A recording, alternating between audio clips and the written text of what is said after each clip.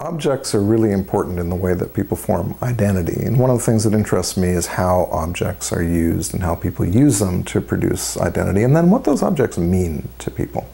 Some of the objects that are most profound in terms of structuring our sense of who we are food, and particular kinds of food that can only be made in particular places, and that, or that at least that people think can only be made in particular kinds of places, because that place contains something. It contains a particular kind of earth or a particular kind of grass, or, you know, this is what the French call terroir, right? And when they're talking about wine, and increasingly when they're talking about cheese. This idea that the association, the long association between humans inhabiting a place with the particular physical qualities gives rise to a taste that can actually be appreciated within those, or through the consumption of those kind of products. So I'm not so interested in wine, but I love cheese. So when I look at the idea of consumption and how consumption feeds people's identities, I look at it through cheese and people's consumption of cheese and what it means to them. But I also look at how when people, you know, if you're from a small valley in northern Italy and you grew up with a particular kind of cheese, and that eating that cheese reminds you not just of the place that you came from, but who you are in relation to the place that you came from. It maintains this kind of, I mean, it isn't really a visceral connection because it's physical. You taste, or at least you imagine that you taste the qualities of place as that product has come from that place and reached you somehow in Toronto. And one of the things that's happened in a city like Toronto is it's become increasingly, at least in the last 20 years, easy for those products to reach you. You know, if you'd looked for European cheese in Toronto 25 years ago, good luck, right? But look around Toronto now. Every new neighborhood has a cheese shop. Right? There are good cheeses to be had everywhere. And some of those people are bringing in cheeses for specific communities. Look at other parts of Toronto, and you'll find ethnic communities that have always made their own cheese behind the scenes, but are now bringing those cheeses out into public. So those cheeses are being consumed partially in ways that reaffirm the identity of particular people in particular places. But of course, they're not restricted to those people. They travel outside of those circuits. But when they travel outside of those circuits, they need to be given new meaning. People need to tell new stories about them, because suddenly, and this is where we shift from a diasporic context to a transnational context. If you're in a diasporic community and you're eating a particular type of cheese that comes from the village you come from, it's a very specific emotive relationship, and you're eating it for a very specific reason. If you're from, I don't know, Toronto, you grew up here, or you, like me, you moved from Scotland and your parents took you to Brampton, and you didn't know anything but Mr. Kraft's cheddar for most of your life, and suddenly you're exposed to the glory that is good cheese. Suddenly, you've got this object in your hand and you don't know the story behind it. So you've got all kinds of options then. If the story is important to you, and increasingly it is, you either need to go looking for the story, or you need to make up new stories. And what's interesting is if you go shopping in a good cheese shop in Toronto, you know, a quotes-unquote, a good cheesemonger, as they like to call themselves, will tell you a story about the cheese, which indicates that that relationship, the idea that this product that's unfamiliar to you has come from somewhere else, has traveled through space to you, and that you're consuming it, comes with a story. And that story has to mean something to you. So what I become interested in is why people think those stories are interesting, why it's important to them to retell them. You know, in so many ways, cheese today is like wine was in North America 25 years ago. People are using it for a diversity of reasons. You know, in certain communities, cheese has always been important to them in terms of identity.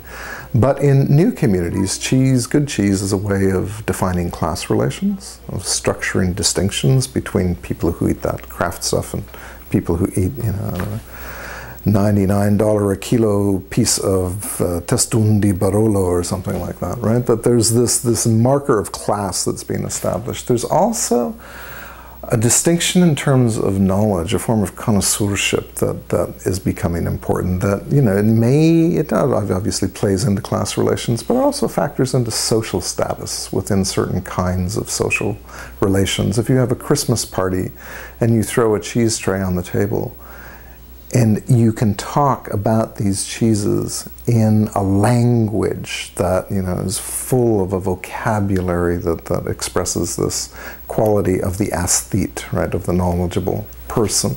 That gives you a certain social cachet within a particular community. So people are using this stuff for very, very different and interesting reasons. And I've become really interested in how people are actually learning that kind of consumption and how that sort of, the brokerage of consumption takes place, how that kind of knowledge is spread out into society as a whole. But of course, as that's happening, the object that has traveled from wherever, it might have been Brazilian cheese, it might have been European cheese, it could be Tibetan yak cheese, it could be, you know, what, as it's traveled through space, that object has taken on incredible value that it never had before, that probably doesn't have in its place of origin. But in relation to these new desires and these new forms of consumption, it's got this incredible new value. That doesn't just reside in a city like Toronto. The fact that it has value resonates back into its point of production. So in the work that I do, I travel around a number of different places. I hang out in cheese shops, I take maître fromager classes to watch how restaurateurs are being taught to teach their clientele about cheese. But I also go to places where cheese is produced and talk to people in social movements like the slow food movement, for example, that promote this sort of form of consumption. And just recently, I encountered this situation. It resides in this little village called Chernivit, which is in the Bulgarian mountains.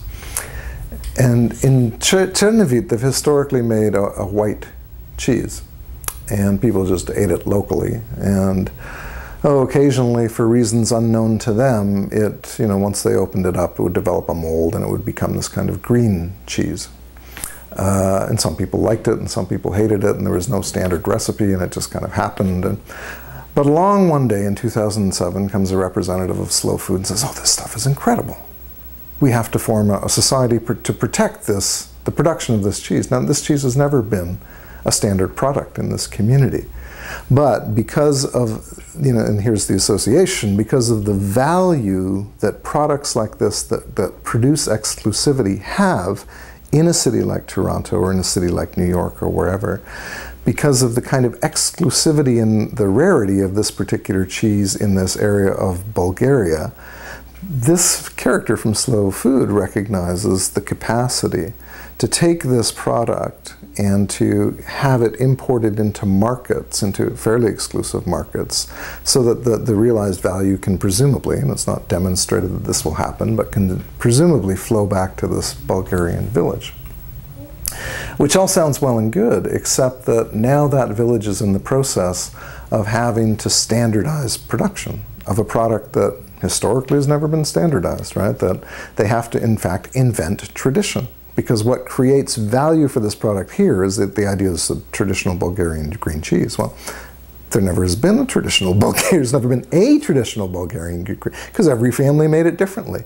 But to satisfy an international market or transnational market now, they need to standardize production, they need to come up with a standard recipe. They've hired consultants to help them do this. They've reorganized the village, they've reorganized social organization in the village for this to happen.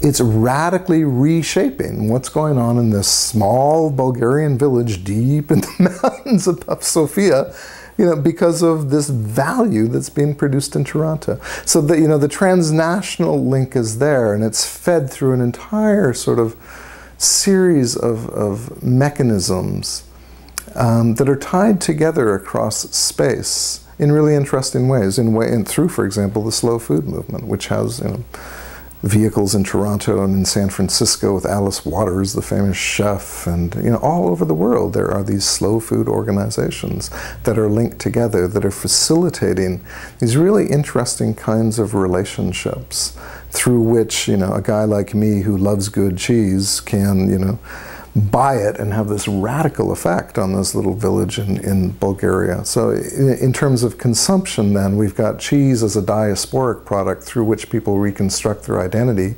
You've got people like me that love to eat this stuff, but in doing so are in fact reconstructing the identity of the people who make it in a place that I've never been to.